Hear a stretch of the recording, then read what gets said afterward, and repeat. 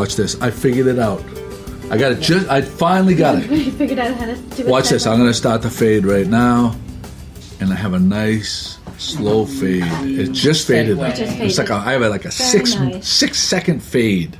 You didn't hear that because you don't have the headphones on. You'll know once you listen what I'm talking about. This is a relatively new system. Yeah, we got a new app for recording the podcast. Awesome. GloucesterCast 320.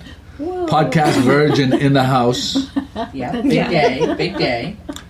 I'm going to say her name right. I would have said it wrong if I didn't look it up. Okay. I would have put an S at the end. Okay. But I think I got it right. Let's hear it. Lara Lepioka. No. Fuck. Super wrong. No. God damn it. Okay. Lepionka. Lepionka. You made it sound even better than it really is. It's Lepionka. Wow. There you go. Lepionka. How many people messed that up? In school. In school, when you were in grade school, how many teachers got that right, percentage-wise? Oh, I don't know. How can I remember that? You don't remember? Well, I remember Ciaramitaro getting butchered every time. Even here in this town? Yeah, even in this town, yeah, because most of the teachers were waspy white people.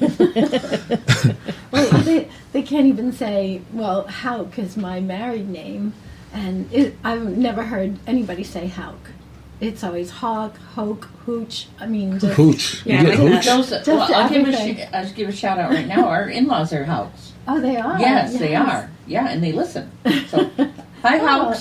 They're not the part of the In family. New York. They're not In the New part York. of the family that hates me, though. No, they are not. They are Those are the Ryans. Oh, that's your side. Yeah. All this time I've been blaming your side. I thought it was. No. Who's the one who doesn't like the sway? Oh, the Hawks are on Jimmy's side. Yes. Right. The people that hate me are on the Ryan Right, side. yeah. Okay, I Right. gotcha. Who's That's the good. one that doesn't like the swears?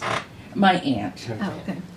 What's her first name? Auntie M, is it? Auntie M. Auntie M. Auntie M. Right out of, what was it, Wizard of F Oz. Troop? What was that? What was Well, there's an Auntie M in Wizard of Oz. Wizard of Oz. Oh, Wizard yeah. of But Oz. she's sweet. She's not. Yeah, She's yeah, sweet. not. The Auntie M. Oh, Auntie M and Wizard of Oz is sweet. Not this Auntie M. What's that? She listens to the podcast. And doesn't like the swears. Well, she doesn't like to swear. No, words, she so what hates me does is personally. She puts money.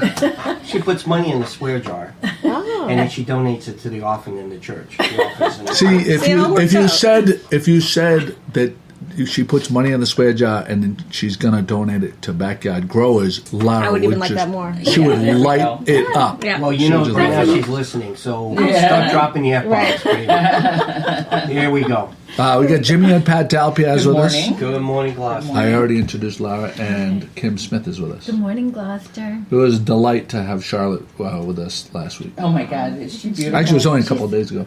Yeah, she's such a, I don't even know. She's so precious. I want to bite all her face. I'm channeling my mother. I want to bite all her face.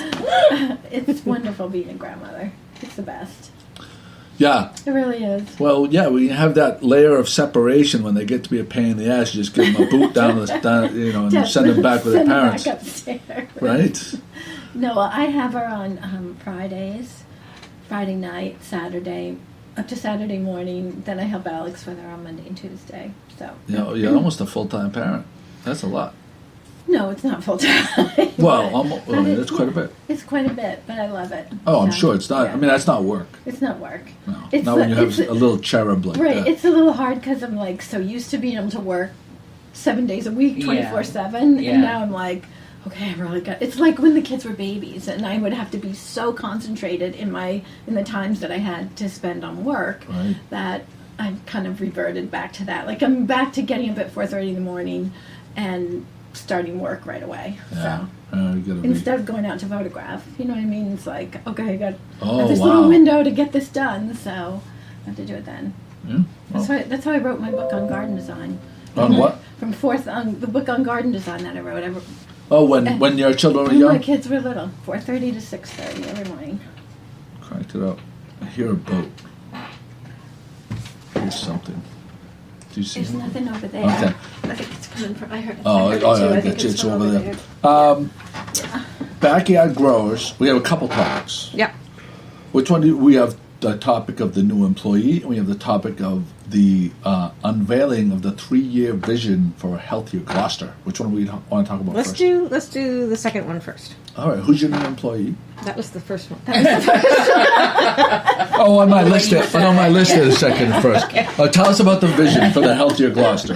The when did you present this? A couple days ago? Just a couple nights ago. Yeah. So just to back up on the strategic plan, I don't know if people in the big world know why nonprofits do that, but we go through a process where we get together as a board and as a staff and then do all of this community outreach to get feedback on like what people think Backyard Growers is about, where they think we should go, and then we get all this data and then we put together this statement that says, where we're headed. So the process itself started back in the summer, and so it's been a long and exciting sort of culmination of all this information. And then you get this beautiful document in the end that sums it all up. And we just did an unveiling a couple nights ago, like a launch party, to thank the folks who participated in doing interviews and filling out surveys and all that stuff. So it's a whole thing with lots of big points, but we came away with 3 big goals for the next 3 years. Can I just stop you for 1 second? I notice, like, when there's a lot of fantastic community partners, right? The banks, there's fundraising, and then there's donations and stuff. Backyard Growers seems to be at the front of the list. Backyard Growers an open door, so like 1A and 1B, right? Yeah, Always I like think so too. they get the money, and for a good reason. Right. I think, because something like this, you really see there is feet on the ground impact. Like, and it's whoever's visible, doing your it's social visible. media, Yeah. like I actually see like the programs in the schools. You know what I mean? It's not just a fancy idea that they have. They're actually like getting their hands dirty, literally and figuratively, Right. and throughout making an impact. Right, and throughout the year, it's not just like it's constant. Your social media presence is just phenomenal. It is, I think it's and to go tremendous. through this process and have this outline really gives confidence to these organizations that are donating the money to keep you going, I imagine. Yeah, no, it's part of showing the sort of legitimacy of the whole project, and that there's a commitment. A huge commitment. to like long right, staying. like it's your yeah. life. Like with the open door, it's like your life commitment. Mm-hmm. So it's really Yeah, and it shows that we're not just making it up as we Right. go. yeah. There's a plan. There's a plan. There's a plan. So what are the 3? So there's 3 big elements, and the way I think about them is, one is like what we want to do right here in Gloucester, and then the other one is how we imagine ourselves beyond Gloucester, and then the third is less sexy. It's more about our infrastructure and how we function as an organization, like how to make sure that we can be an entity for the long term. So in terms of, the most exciting stuff for Gloucester folks are what we're going to do here in town, and part of our long-term plan is we want to do another community garden project, hopefully in partnership with the city, and we're just starting to explore, potential locations. We have our spot. We have certain community gardens in various housing authority sites. We just have the one that's in Burnham's Field that's more of a public area, so we want to have another one like that, and then have it also function like a learning farm type environment it's got fruit trees and raspberry bushes, and water catchment, like a lot of different things going on that people could learn about. So that's one big project that we're working toward. Do you have any ideas for a location for Nope, that? not yet. We're like in the super beginning stages of, and things are kind of always changing. So we're. I wish it could be I foresee to it. I wish it could be in a very, very, very, very public, Visible. very, very High visible. highly visible. Yep. Like so that it's not like if it's at Burnham's Field, like mostly people in that area see it. You Right. know what I mean? It would be awesome if it were in a place where not only where it's so central to downtown, but also visitors could see it as well. Tell you, I went Yeah. to Burnham. I spent a little time at Burnham's Field last summer with the girls. Yeah. Holy Jesus, Oh. that community garden is outrageous. Yeah, it's on amazing. fire. It is Yeah. crazy. It's amazing. beautiful. Yeah, it's beautiful. It's It's really really awesome. well, Yeah. taken Yeah. care of. Yeah. So that's sort of the community piece, and then with the schools, we have programs that serve 100% of pre-K through 7th graders and 9th graders. Different kinds of programs. Like with the 9th graders, we come in and do a food systems lesson with all of the 9th graders who are in the health class. So that's like our one touch point. So each grade level has like a thing we do with them. The one that we don't have is 8th grade. There's like a weird little blip there because it takes time to develop a program and integrate it into the school. So now we want to do something for the 8th grade. So for the 6th grade, we have a popcorn program, which is awesome. They grow heirloom popcorn. And because O'Malley is an innovation school, we collaborate with the teachers to incorporate the popcorn into the curriculum in science, a class especially. Talk about grabbing the kids' attention. Right. Yeah. Brilliant. Right. And then the what we do for the 7th grade is they grow wheat, which is very cool. That's because they're studying like world history. Yeah, they're starting like the Right. dawn of civilization, Right. so it's just like perfect. So now we want to do something for the 8th grade that has a similar sort of right connection to their curriculum. Exactly. Yeah. and then the third thing. What's the third thing? There's a third thing. Oh, we want to continue to work with the schools and the food service department to continue to improve school food environments in a variety of ways. Like we do the Harvest of the Month program, which is, getting fresh and local foods into the cafeteria once a month and showcase a local fresh vegetable. There's a fish month coming up. We should talk. The fish one. Yeah. That would We be don't do awesome. fish here. I We do know. lobster. But you're connected to the fish people. I could give you some context for sure. Yeah. So really trying to look for more ways to deepen our work with the schools. So that's the big piece. And then the piece that goes beyond Gloucester is around, we have these really great program models now, like the certain models we do in the school, like the salad days model that we do for K-5. We have that all like locked down and built into a manual, and we've already started to replicate that program in other school districts through our That's consulting so practice. exciting. Yeah, That's it's awesome. right. So Yeah, it's like that's we have this little teeny organization has this ability to impact thousands of students. Right. It's almost like franchising. Yeah, it's a little bit like that. And so we want to really build it into a proper consulting type. Yeah. Package. Yeah, so we can extend our impact and also as a way to earn some money for our Keep it organization. going, yeah. Yeah. So we want to do that within Massachusetts, beyond Massachusetts, and spend It's nice some that there's a sustainability, a financial sustainability aspect to it, Yes. as opposed to some organizations that have pipe dreams Right. and like And no way- not a sustainable Right. model to No keep way it of going. And supporting they it. get all these monies come in because it sounds fabulous, but there's really no plan. Right. I To mean, keep it's, going. I think Yeah.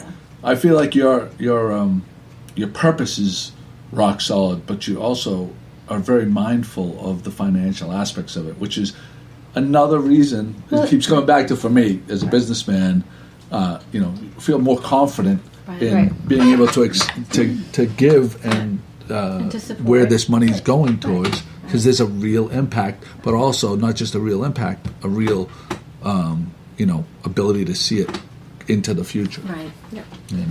That's very fantastic. So now, when you go into the schools and stuff, is it is it your people, or are you kind of promoting a curriculum that you bring to teachers to present to the children? It's more, well, it's different at each grade level. It's less around coming in with a curriculum that teachers are expected to replicate, and more about us coming in with sort of like an event-based agricultural experience. So for the K-5 Salad Days program, the kids, every 100% of K-5 kids, they come out in April and they plant all kinds of different lettuce greens. And then in June, they harvest them together and have a Salad Days celebration where they eat the salad the next day. And then on that same day, they plant a specific fall crop that they harvest in September. Wow. Like And carrots have, or something. yeah, carrots, beets, all that kind of stuff. I think we heard about this. Our question, I think, back then was, who takes care of it in the summer? Right, so it's a good question. Yeah, we Yeah. did ask that. I right? remember Yeah. this. Yeah. So See, we're not just blindly posting things. We actually, you're a little thought. Yeah. We are actually listening. So the solution to that is the type of planting that we're doing. We do square foot garden planting, which is really like a method for maximizing how much food you can fit in and a raised bed garden. And so it's just like carrots. It's like they're just filled with carrots, one whole bed. And so it cuts down on weeds. And then we're only planting things that will get harvested in the fall. So there's no tomatoes, there's no zucchini, there's none of all of those like crops that you're like, That oh, need we have to deal with water that. and- Or just need right. to be maintained and harvested. Right. So nothing gets harvested, and it's really just about watering. So it's our team that manages these programs and does a lot of the parts, but we also feel so strongly within our school and our community garden programs that it's about like building the capacity of everyone in the community and in the school community to be able to take care of the gardens as well. So it's like a shared commitment because they belong to the people, the gardens. They're not our gardens. So like for instance, at all of the schools we have school garden teams, which is usually a group of parents who are part of the PTO who work with us to get parents for certain pieces of the puzzle that have to happen throughout the year. But being a parent myself in the schools, I'm so aware of being asked, either in whatever context, you're constantly being asked to do something, whether in schools or in the community. And so we try to make our volunteer opportunities super succinct. Like, you're going to come in and do this and that's it. It's like we're not going to ask you to like become farmers in addition to being parents and teachers and whatever else. Yeah. So we've had great feedback that people, it's like you come in, you get to really do something, and it feels good, and you're not taxed with a million other responsibilities. You know, I have one question. So, and things might be very different now, but when my kids were, especially my son, I used to volunteer in his class and at the library and read with the kids every morning. And the kids who had not eaten breakfast, it was just the hardest thing to watch, because they would, after 2 hours, they would just expire, and they would be begging the teacher for to have their snack or lunch or whatever early. And I don't know if things have changed, because I haven't been involved with the school in 20 years, but I just wondered if there's like some, program there that's there now, or there could be some like healthy breakfast program that the kids could participate in, because it was just so hard to see that. Yeah. That is something that made me like so much what you guys are doing, because of the, how you're teaching salad days and things like that in the classroom. And I thought, wow, that's just such a great, just a great thing that I think a lot of kids don't get at all at home. Any kind of like nutrition, anything about nutrition at home. So, well, what's cool that's changing about that for a lot of our program participants is that they are now we have kids, I don't know what grade, I mean, if we started this back in 2013, there's been kids now going through the system, and then it just keeps going with like more of this food system and agricultural experiences happening, and then kind of yes, it exponentially grows. Right, and then they also, many of them are participating in the community gardens or have backyard gardens through our program, so it normalizes the whole experience of growing and eating fresh food, because that's half the battle with just about anything, not even kids, just if it's unknown, then it's kind of scary and I don't want it. Right. So it's about making things familiar and making things like, just give it a try, and it's and see where it comes, and touch it and feel it and see where it comes from. Yeah, and then there's all of this incredible data, and we have our own data to back it up, that kids and adults who grow their own food are more likely to eat the food that they grow, and as a result, it's just like it's that and cooking too, right? Yeah, right. Like, it's funny, like you could put this like amazing, like very intricate meal in front of a child that you made, right? And they look at it and like there might be onions in there or the bits of tomato or something like, and they're looking at it out of the side of their eye, like, no, they're not adventurous enough yet. If they put those ingredients together and they had a steak in it, all of a sudden, it's like, oh my God, this is the best day ever. Right? Yeah, totally. And cooking it yourself. I mean, so it's like these different things. And that's another component of your program. Yeah, we do cooking. They do cooking. Yeah. Oh, really? I didn't know that. Yeah, they do cooking classes, cooking events. Yep. Right. We do it seasonally, so it's people learning how to eat with the seasons and what's actually growing in their garden bed. And we get great turnout, all different walks of life coming in to do these programs And with us. you've had some famous chefs too, right? Or some Yeah, we've local- had, so we do a mix of like chefs coming in who are trained and professional chefs, and then we've also sort of shifted it now so that program participants are teaching other program participants Oh, that's great. like their family cuisine or the heritage cuisine, and that's been really awesome to have awesome. that. I feel like I feel like you're gonna think I'm blowing smoke up your ass, but I'm Okay. not. This is just a true. I don't say this often, right? I want you guys to back me up on this. yes, that's I true. feel like you're a very No, this is very unique true. person in how organized and how much thought and passion you have in this program. Right. Like, I mean, I know that there are other heads of organizations, but I haven't seen too many that are as creative as have thought everything as through, expansive, and like you know? how I Right. have as much confidence in a lot of other programs that I have in, how I can And see. we see everything. We see everything. that comes through. Yeah, no, we do. A lot of people come through this. Right, Yeah. yeah. No, I Thank feel you. very good about Thanks. your. Yeah. Anyway, I'm sorry. I don't I'll mean take to. it. Yeah. He doesn't usually do that. Yeah, no, I don't usually stop and no, so that's great. Tell us about the new hire. Okay, so for all of you out in podcast land who know Anna Swanson, who's our Associate Director of Community Programs, tomorrow is her last day. Is she at the office today? She is. Maybe I'll stop it. Yeah.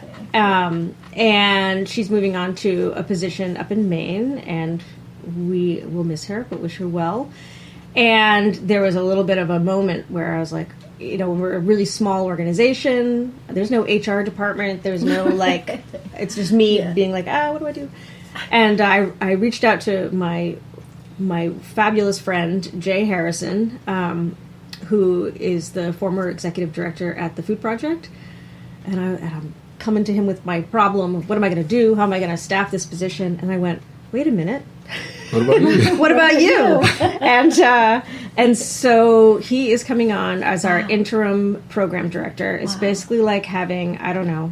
I mean, he's just That's great. the most That's so experienced. exciting. Wow. He's Yeah, like, wow. he gets it more than I do. I mean, he's like, it's going to be like having this like incredible. A second you or another like super motivated. It's equally just- as motivated. Knowledgeable. Yeah, and so he's a super, and he's been with us basically since the beginning. Wow. We've been friends since the beginning, and he helped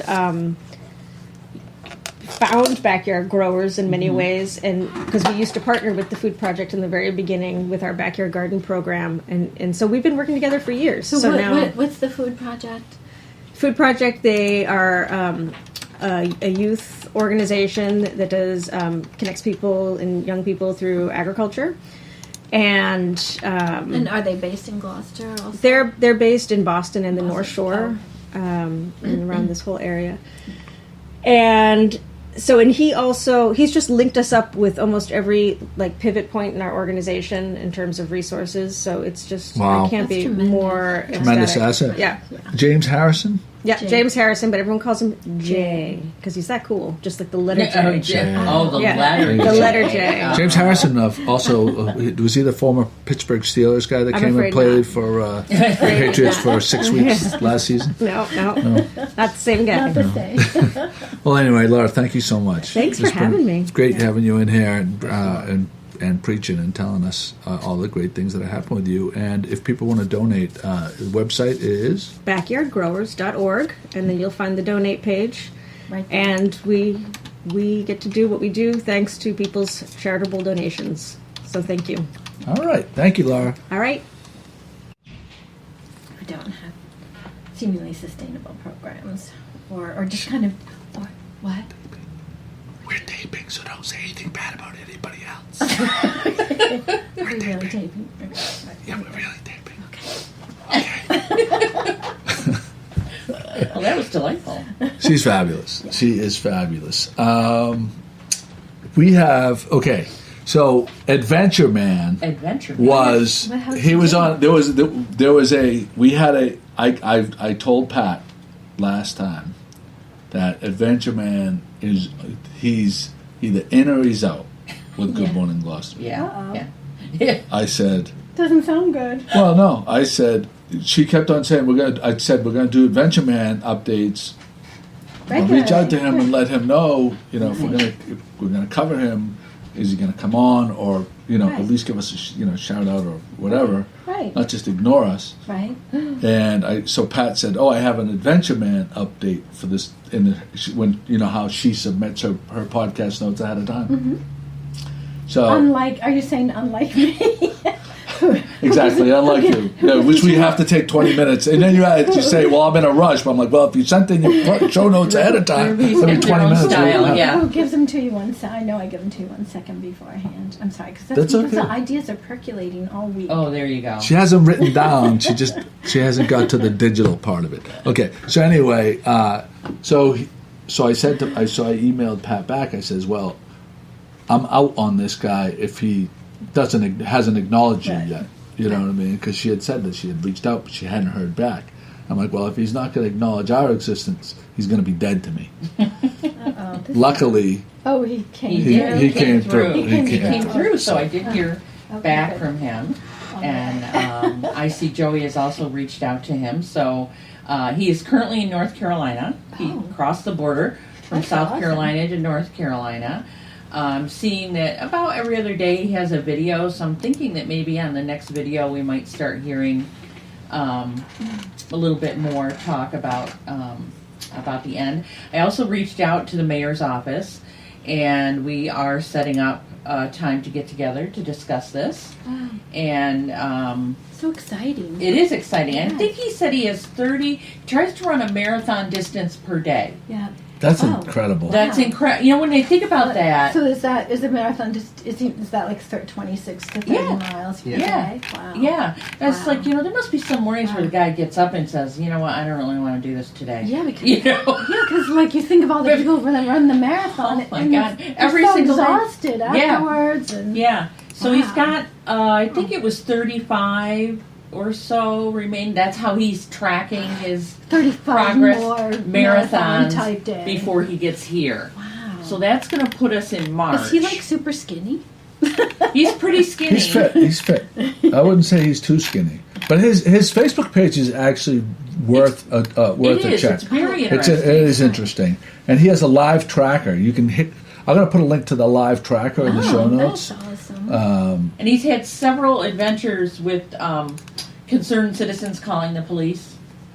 So he Why? used to stop and talk to the police and explain Explain why you know, he has an Adventure Man costume. why he's running down the highway in a cape and Oh, that's funny.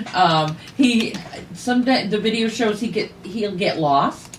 He ends up in a place he doesn't know where he Really? is, Oh, my and all goodness. different kinds of things going on. Oh, that's Dare cool. I say The live adventure? tracker Yeah, is cool. So Yeah, you have to click on the live tracker. I have it in the show notes. We're in North Carolina. Oh, That's South Carolina, isn't it? Myrtle Beach It might not be updated. They No, just North had a- Carolina. You're right. North No, Carolina. because Myrtle Beach is in South Carolina. And then you right at the very border is right there. There's like Ocean Isle there. So, and stuff. so you would say. So he's not this going- is. He's That going might not be- inland. He's not going to. Yeah, I guess he has to go inland. Yeah, he can't go along the coast. Yeah, I would say that's called. The city is Charlotte. SHALLOTTE, North Carolina. Wow, he's really in the hills there. Is that the hills? Yeah, it's like That He's really must be neat. really cool. There's an inlet right there, so Yeah. it must be some. I bet you it's pretty there. pretty. He seems very personable. I mean, just in the way he presents the information, and he doesn't seem to have a whole team of people. Really? You know, Well, people have lives But- and jobs and stuff like that. So, Yeah. I mean, he might have had a team at the very beginning Right. up in Portland, Right. Oregon. Yeah, then but we- as it goes on, people are like, As he ends up how in- long can you just sit there and watch a guy's like, job? the deserts of Arizona or whatever it was. Yeah. But yeah, so we're looking forward to him. It's awesome also that he hasn't had any like super severe weather events. You know what I mean? You just Like, put the curse on him yeah. How did you know that I reached out to him? because it showed up on my feed, on my Facebook feed. Oh, okay, good. Yeah. I didn't know. Big brother, we'll watch it. I'm checking this guy out. Oh. I think it's going to be interesting. I'm looking Oh, forward. you know what? You tagged me Did I tag you? in that. Yeah. Okay. Yeah, I reached out to him because I wanted to double make sure that Pat wasn't just blowing smoke up my ass, that he actually was going to engage with us. I tippy-toe into these things. He goes boom, boom, boom. Wait. We gotta talk about this. This is my life, right? So if we have something that's going to happen, Kate and I, right? Yeah. And we're trying to make a plan, right? I will email the person that is in charge of whatever we have to do. Right. And be like, can this happen? Right. They can get back to me at their leisure. Right. But if it's not 9:00 in the morning on Monday, Kate doesn't want me to send an email to anyone until 9 a.m. on a Monday morning. If it's Sunday at 11, I'm not asking the person doesn't have to respond to me, but just get the information out there. And if they feel like responding, respond. Well, I think that's the way. And just like you, Pat, I'm like, Pat, I've asked Pat 4 times, so did you post on his page? She said, "Good morning, Gloucester's interested in having you," and so I got tired of it, so I just went to his Facebook page. I'm like, hey, listen, Good morning, Gloucester. We're the people in Gloucester. You're going to end here. Let's fucking do this. Pat's tippy-toeing around it like the dainty ballerina. I'm like, get the fuck to the point. I like to, make connections and then land the big one on them. Okay, so we need you to do that. They need to know who the big swinging dick in the room is. Well, they need to know right off the bat who they're fucking around with. Does that count as a swear for Angela? Yeah, I think it would. Yeah. No, they need to know. They're not with some rinky-dink fucking outfit. I know. But Joey, I never considered you a big swinging dick. Tiny swinging dick. Okay, whatever it is. Anyway, so we've made an inroad. Low-hanging fruit. I got. Yes, we could go. We'll go with. Okay, I'll settle on low-hanging fruit. Chris and Ralph right now are dying listening to this, and they're saying, "Why do you just say low-hanging fruit?" They probably want to call it. Go ahead. Well, as you get older, the fruit does hang a little lower as you get older. No, and I can see where you come from. Joey. The berries. I'm with he you, is Joey, more man. like that. Because if you remember how we started all this, we came to visit. Pat, how are you doing? I'm doing well. Thank you. No, let's let Jimmy have the floor here. Okay. All in favor? Aye. Okay. All right. Thank you. We came to visit, and we were listening to the podcast all the time. We came to visit, and I said, You're talking about way back when? Yeah. And Yeah. I said, look, we're coming in. We're going to go visit. And she said, no, I'm not doing it. And we'll just write him and everything else. If you remember correctly, I pulled up.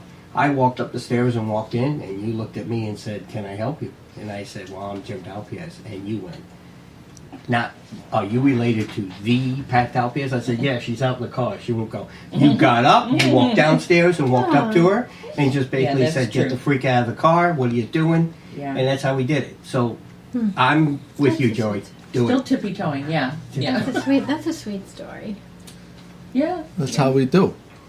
That's how we did it. Anyway, Adventure Man's making his way. We're making inroads on a potential celebration. event. Yeah. It's supposed to be some kind Hey, wait! A thing just came in. Adventure Man commented on your post. Look at this. I think he's listening Breaking to news. us. Adventure Man commented on your post. What is Well, this? he answered you quicker than he answered me. Hello. Look, this just came in 1 minute ago. Adventure Man, awesome, Joey. I'd love to see you soonish.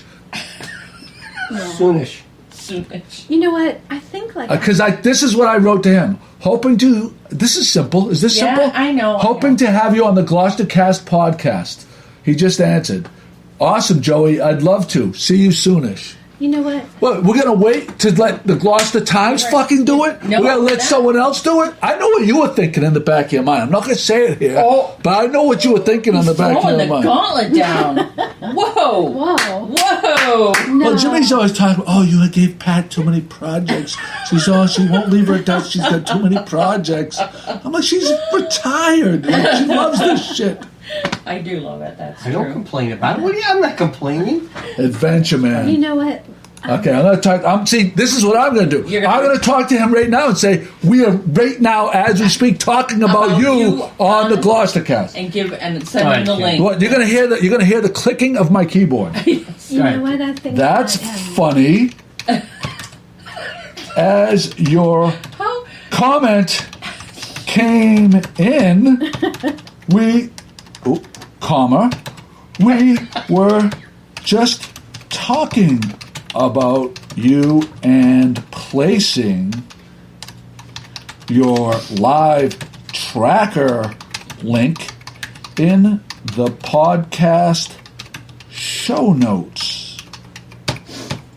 I don't know how I lost Is complete this how Murder, She Wrote does? Enter. complete Sense. Yeah, that's right. control of this whole So initiative. what are you thinking about when he arrives? Because I think like we should give him like a big Gloucester style. Well, feast. Pat, see, I left this in Pat's hands, No, I have. and she's already got a meeting with Safatia. Oh, okay. So Yeah. I feel confident that this is it's think gonna there'll be enough handled interest. properly. There seems to be some local interest. Well, we can make this into a big Well, thing. I want to make it. Right. It's like having a nice feast, showing him like Gloucester hospitality. At Exactly. Its finest. Yeah. It'd be so He awesome. told me he wanted to stay a couple days in his sister city. Oh, that's Well, he should awesome. he Wow. should stay in the sister So- city, and I think that we should probably. I'm We're hoping not a sister that city. someone sets up like an. Because he's from Gloucester, England. Oh, okay. All right, good. I'm hoping that someone sets up like an arbor or like how like a mini kind of like finish line Finish up Gloucester there, yeah. welcome adventure man Yeah, thing yeah. that he can kind of Yeah. go through. Maybe at the man at the wheel statue. That's what I'm I mean thinking, for man at the video wheel. because he does a lot of live thing there. I'm thinking and man at the wheel would be videotape. I think it would be perfect. fantastic.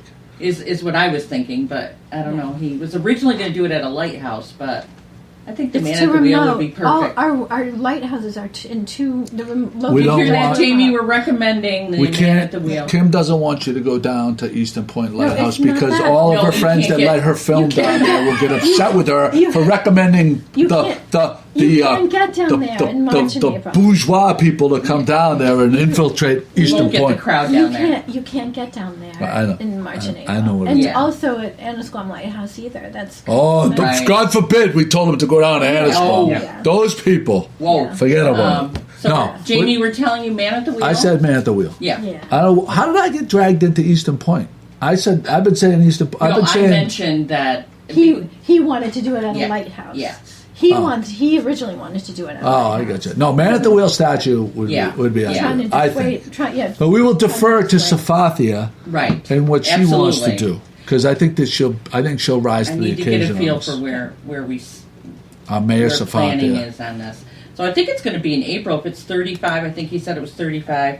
If that's 35 days or thereabouts, that's April or March. I hear someone bounding up the steps. Okay. So there you go. We have our Adventure Man update, Yep. which we've been promising to do every Well, I didn't week. want to, oversaturate. We have to keep people. As long as he is going to be all in on this, we Then will. we should be What all in. do I always say? Right. What do I always say?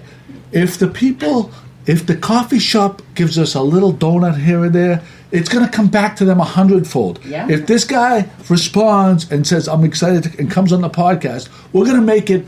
We're going to give back to him 100-fold. Mm-hmm. So he responded. So we're going to keep going with this. going with it, If he yeah. if he ignored us, he'd be dead to us. That's how we roll. That's how we build brick by brick.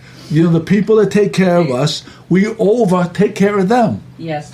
Am I crazy? Am I taking crazy pills here? It's gotten you as far as as you Us, are. us, So yeah, it's us, gotten us yes, as far us. as yeah. Very so good. excellent. Very good. 35 marathons to go. He's going to do it. I'm telling you. I went to Feather and Wedge with How was Ralph and that? Kim Friday night. Yeah. Fabulous. I What love did you that have? place.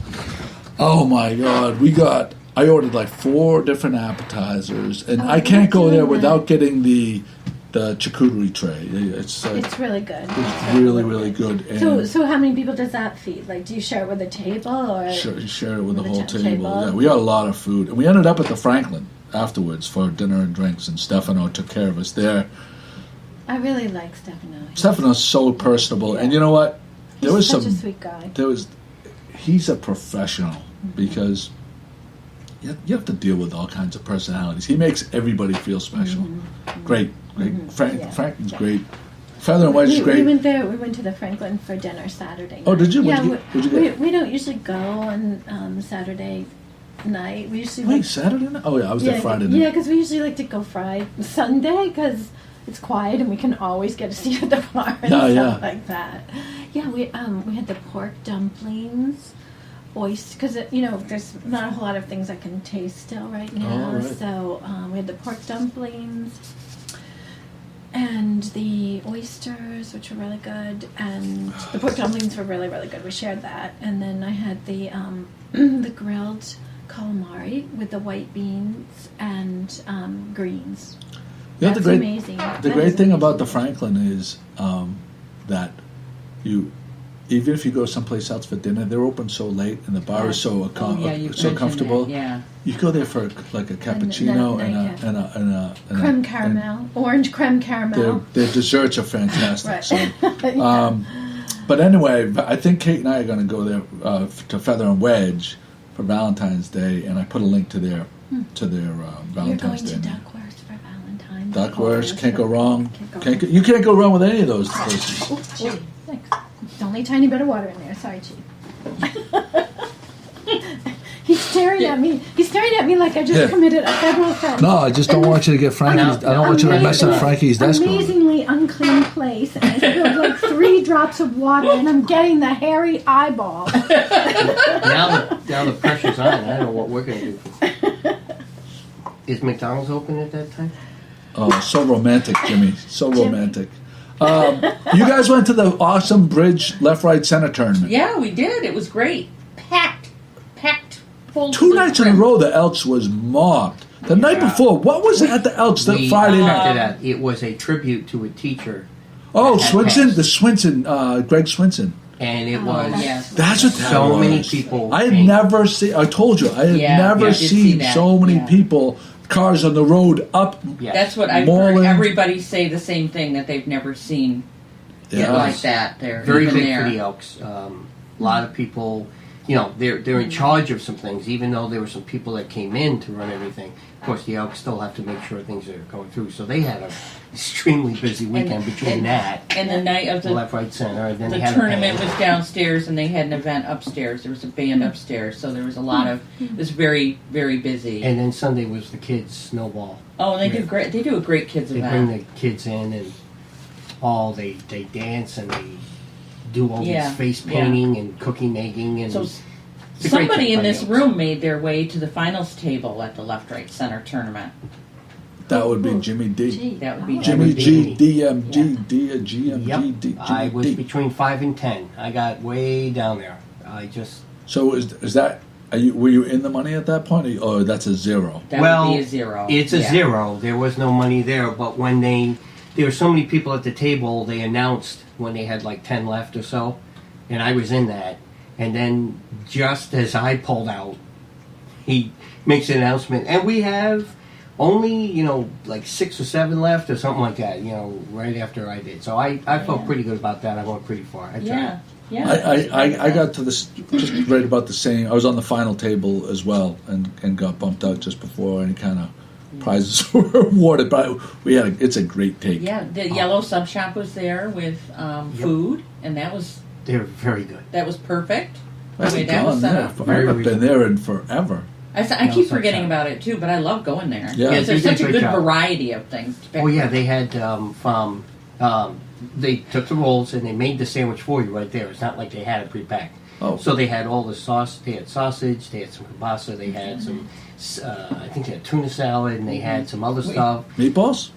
I think I saw that was meatballs it. on the menu. Interesting. It was all there, and then you walked up and ordered it, and they made it for you right there. And I made a special trip to the bank to get singles for the in-between games. Oh, I thought No, I thought they had male strippers there or jeez. something. I was see. Where did you posted a while not too long ago about an eggplant sandwich, like a fried eggplant? Oh, Where was that? Virgilio's. Well, we didn't talk about that last podcast. I was trying to remember where it was. Virgilio's eggplant supreme, not just the regular eggplant. Eggplant supreme. It had like prosciutto. Okay. Vinegar, peppers, and onions. There you go. It's outrageous. Okay. There's Valentine's. Valentine's. Thank you. Did he say Valentine with an M? Would you like to know how many Valentine's. times I have to say to him, "There's no M in that word"? Okay, so it isn't just me. I'm not you're going hearing crazy. You're hearing it the way he's saying What's it. the Valentine's? Maybe did you say it that way as a kid? No, I must have. That's like It just that's like happens. axes. Yeah. Yes. I'm gonna Yeah. ask you. I'm gonna ask you a question. Yeah. Yeah, I got it right here. Hey, you want to make fun? I got you right here. You want me to slip into my New York? Hey. So anyway, the left-right center turn was awesome. Yes, it Oh. was great. And they're going to do another one March 2nd. And the I think because they're so popular that they can keep doing these things. the Elk Scholarship Fund raised a really good amount of money in the 50-50 raffle because the prize was almost $50, I think, somewhere right around $850. So the scholarship fund saw a healthy return that night. And you said that Corey Kukru, the guy that runs the bridge, won and donated the money Donated it back, which is a classy so it's move. huge. Very It's classy huge. move. Kim, the golden sparrow that you reported on last week, Right. one of our readers. Mary Ellen, I don't remember her last name, but I thanked her in the post that's going up tonight. But Oh, she, okay. She saw that she had a sighting of the right, golden on, sparrow. on Perkins Street.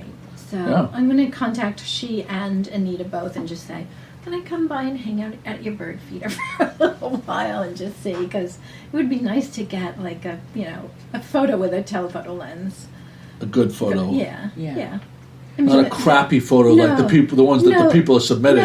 No, they're lovely photos. They're just, That's just cell teasing. phone photos. So they're just a little grainy. And We had this conversation, and this conversation went like this earlier, before the podcast. We were talking about how cell phones, and cell phone cameras in particular, the kids that are growing up today, I feel that there are gonna be way less people that will recognize the benefit to owning a real DSLR with a telephoto lens. yeah. And that in another 10 years or so is going to put a real premium on photographers that have the type of equipment because Don't you think that there was kind of like in the last 10 years there was kind of like a window of like more people exploring better cameras and stuff like that, but that window might be closing in a way. I for think the reasons that you're saying. I think about 15 years ago Yeah. all the soccer moms went out and bought DSLRs. Yeah. But so now, and I feel like there's like a cross, if you saw it on a graph, that the quality of photos that were being captured in the last 15 years on regular cell phone cameras has gotten increasingly Much better. really yeah, good, yeah. especially video. Right.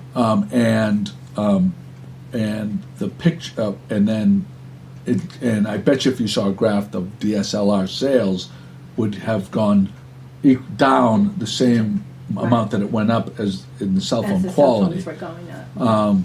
But where cell phones generally are really not good at all is in low light and distance. And nature. I mean, so And nature. as we're talking, I'm thinking, oh, this is really going to suck for wildlife because, like, when people are trying to photograph an owl with a snowy owl with a cell phone, they just get closer and closer and closer, and Yeah. they still have a little tiny speck, Right. and they scare the owl away. I mean, we just saw that so many times last year with Hedwig, so it is going to suck for our wildlife in a way. Well, that's just the way it It's is, just the way it is. Right? you know.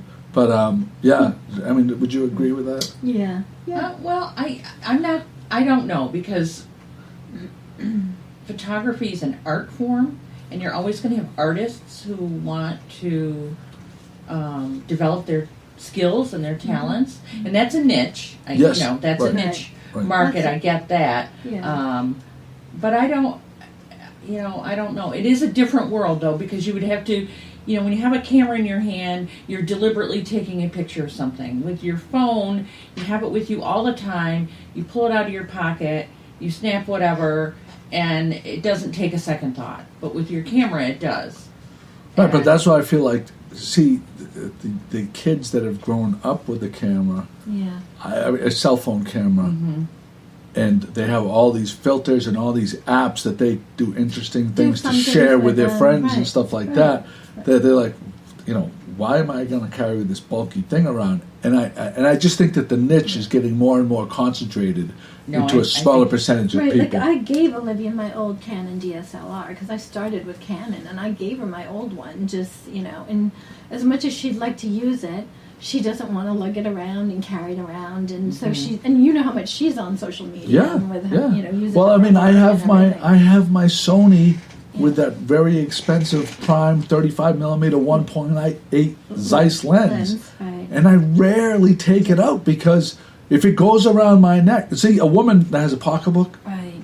I don't carry a pocketbook, right? Right. So I have to lug like a messenger bag or something, Yeah. Right. because I don't want it like No, to you carry a camera around on a strap around your neck. Right. It's very cumbersome. You can't do it all the time. It's very But cumbersome. You know what? My solution is I always have my camera bags with me, but then I always have a camera in my purse, a real camera, because you have your purse. Right, because I always regret just taking a cell phone picture of something because it's like, because I was taking cell phone pictures of Charlotte, and I was like, well, what am I going to do with these now?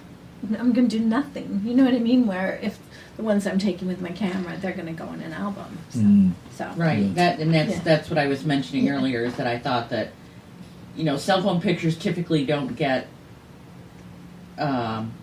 saved, printed, shared, tucked away in an album for somebody to look at later type of...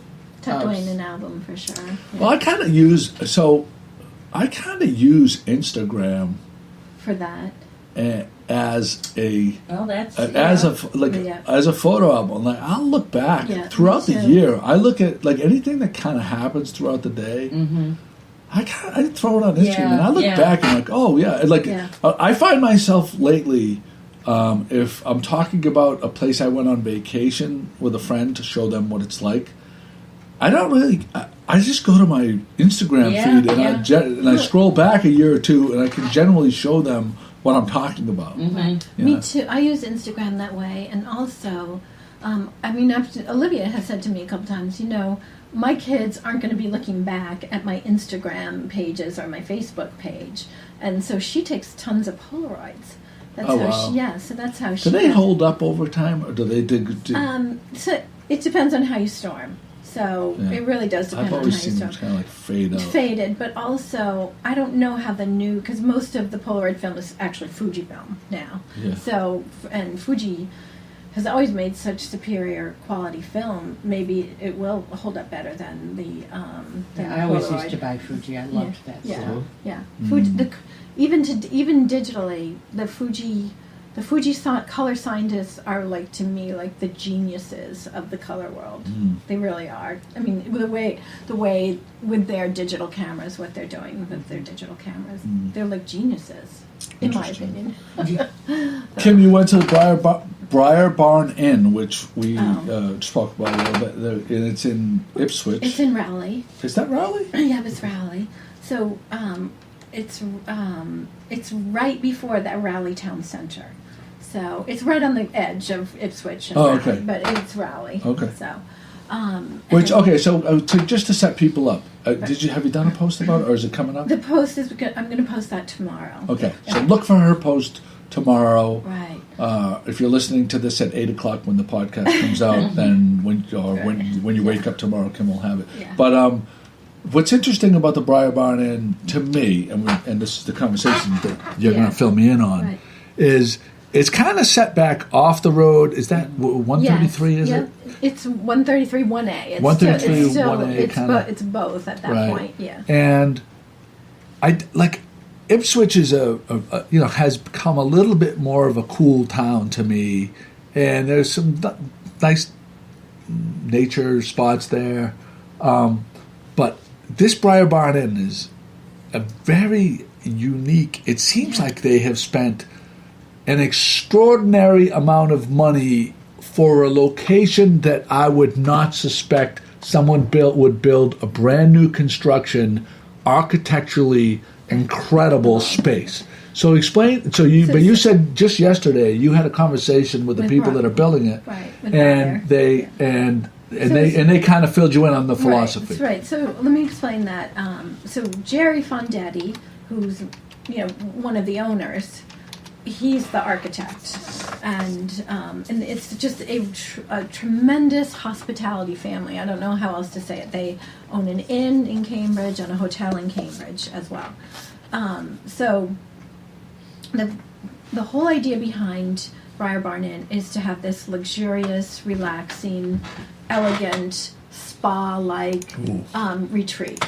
Country retreat, and there are no country inns, as far as I know, and Briar doesn't know of any either, in anywhere around. So, like when Briar had Willowdale, some of the people in the community in Hamilton tried to get the family to take over the Patton place and turn it into a country inn, but the town was unwilling to work with them, etc. But that kind of sparked Briar's interest in creating this country inn. So anybody who has guests, if they're in Hamilton, Wenham, Ipswich, Rowley, this is where your guests will go. Because there's a lot of equestrian. Right, it's equestrian. And the way they've done the decor is country, North Shore, ocean. You know what I mean? It's very eclectic. So Jerry's the architect. Briar's running the business. Charlotte, Briar's mom, is a world famous artist, so she did the interiors along with Briar's brother JJ, and so it's just the whole place is just filled with beautiful antiques, but modern. But you know what I mean? It's just I have some pictures to show you of the interior. We didn't spend too much time photographing the exterior because it's winter, and that's similar to a picture that I got there, the one you're looking at right now. But so I think that I think it's going to be tremendously successful. Guess how many weddings they've already booked? 55. Oh my goodness! Yeah, It's about so they're doing so they have Willowdale, and so if people come to Willowdale and they want a smaller wedding, then they send them over to Briar Barn Inn. If they're at Briar Barn Inn and they want a bigger wedding, then they go over to Willowdale. And for, the 10 years that they've had Willowdale, all their guests stay at hotels everywhere, but, because Willowdale doesn't have overnight accommodations. So now everybody who has weddings is renting big blocks of rooms. Yeah. So by being so connected to the wedding business, the inn, I think, is just going to be very self-sustaining in a way. I mean, it's going to just naturally generate guests at the inn. Every room has fireplace, so even in the winter time, you can have a beautiful stay there. Every room has a fireplace. A wood fireplace? No, not a wood fireplace. Right, I was thinking that's that'd too be crazy, dangerous. right? Yeah, that's too dangerous. Jerry put these beautiful so each room is like a suite with like the bedroom and then a little sitting area, but it's an open plan. It's not like chopped up. So there's these beautiful arches that separate the two areas. The food is at the restaurant is going to be phenomenal. Benny has created quite a reputation for himself at Willowdale.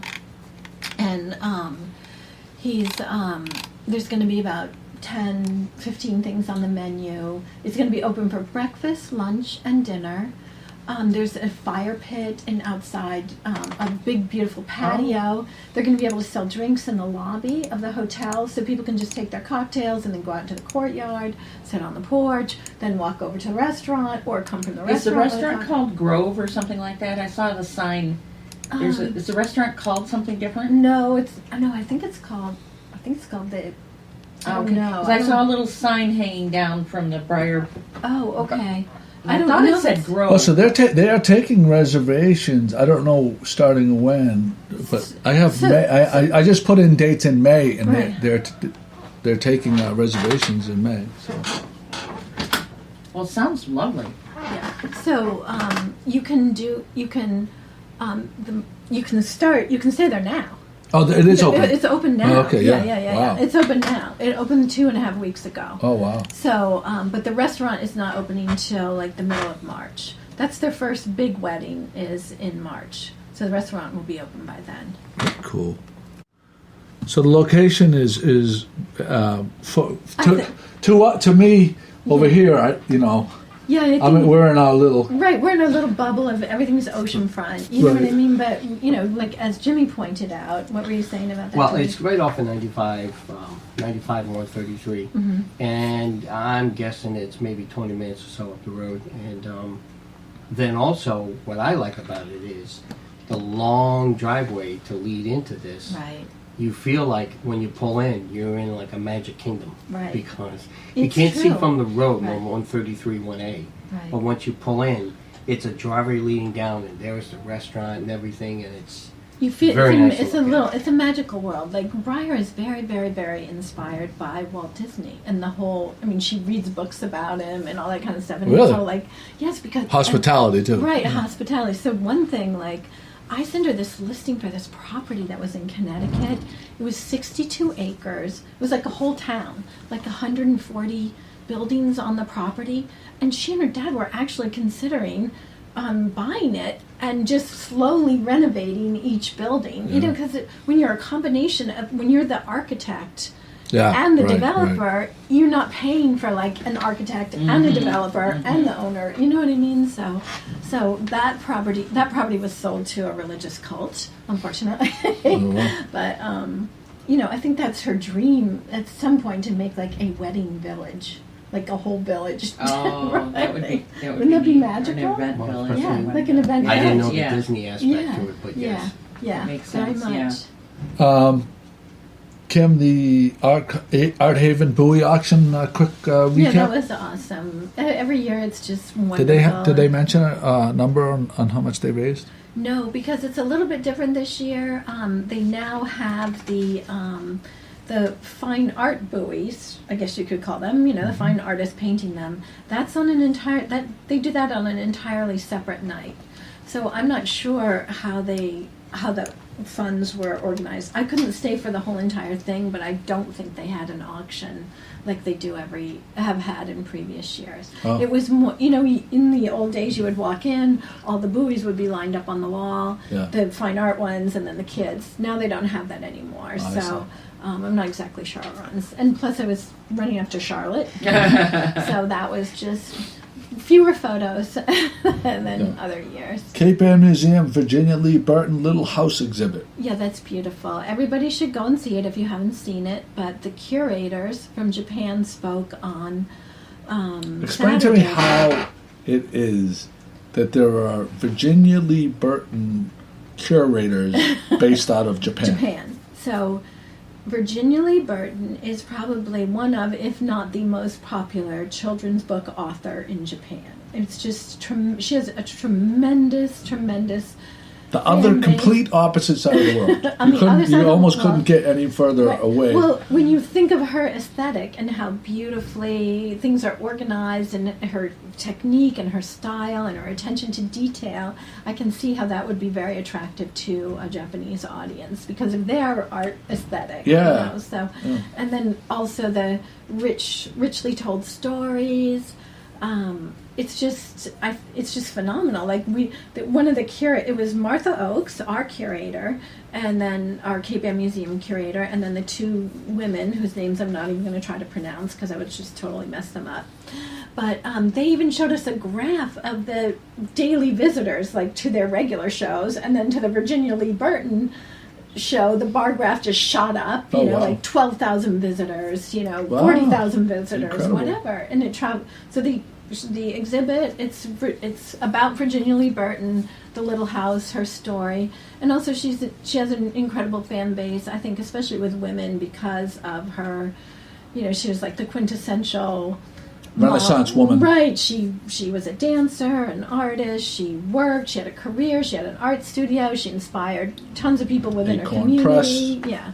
So anyway, so it was just a very moving story because it's obviously this art and this woman means so much to these women who curated the show. Cape Ann Museum is free to locals this month too, for right? this whole month, and Yeah, then, so you got a couple days left. right, and then the big news was that one of the audience members said during the talk, or at the end of the talk, so what will happen to the beautiful little house model that they made for the exhibit? And they announced that it was going to be given to the Cape Ann Museum. So now it will live here in Gloucester. It's At the fantastic. Cape Museum. That is really cool. Yes, very I've been sweet. asking Catherine Ryan. Catherine Ryan had a terrible cold. She's had that bad illness. Bad I illness. did Like not it's been realize. going around Yeah. for a while. I saw her at the supermarket, Yeah. and she said she was dying to come on, but she's just Her not feeling. boys have had it, and then she Yeah, had it. brutal. And But I her- wanted her to come and talk about the Cape Air Museum.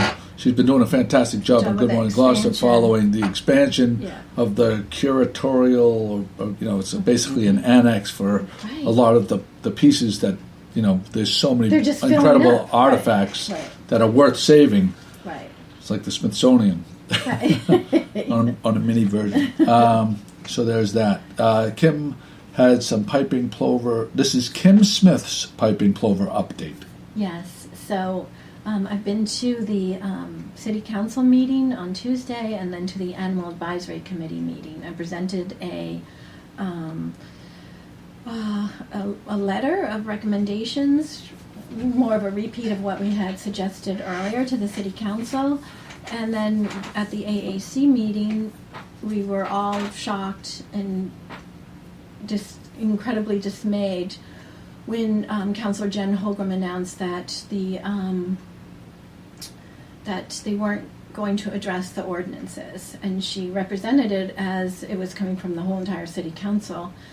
In disbelief, I contacted Scott Memhart the other day, and so, but it is going to, we think it is going to have a positive ending, because, or a positive resolution, because now the city council is addressing it, and so it looks like the ordinance is going, they are going to present the ordinance to the full city council, so, and in a timely way, so it happens before the piping plovers arrive on the 1st.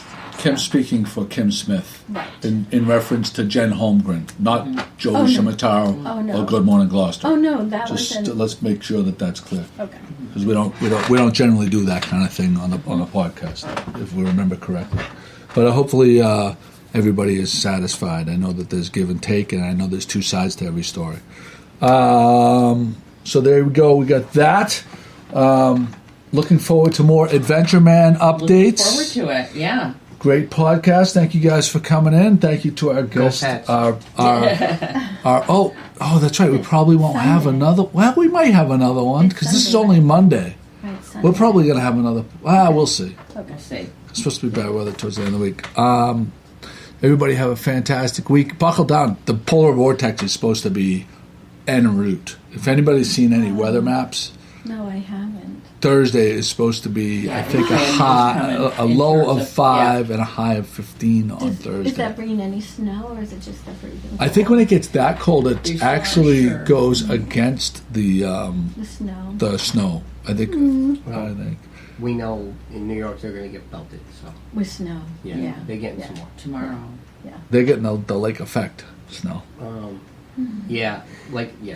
That vortex. When we get big snow, it's usually ocean effect snow, right? And when you guys get big snow, it's usually Lake effect. lake yeah, effect it snow. just keeps coming. Right. Jon Snow, Because Game of Thrones, winter is especially New coming. York is like there's like 5 Great Lakes that Yep. the snow crosses, right, to Yeah, get to New and York. that's where And you have the Finger Lakes. yeah. If you see that, if you look at some of the weather maps that I'm seeing on Twitter, it's god, and it's the dividing line is kind of like actually with the Finger Lakes come down to the left, like Minnesota and stuff. Some of the real temperatures, not even the wind chill temperatures, but the real number temperatures are horrific, and it's supposed to be coming down this Our way. daughter lives in Erie, and this is why we shut down from a certain month to this month. We're like, Yeah. What do you we mean? can't go out and see each other because of Oh. the cold and the snow, and Yeah. you just can't get on the roads, and she can't leave, and you can't leave. And so, God bless. All right, thanks everybody. GloucesterCast 320. We got a round number. Is in the books. Good blammy.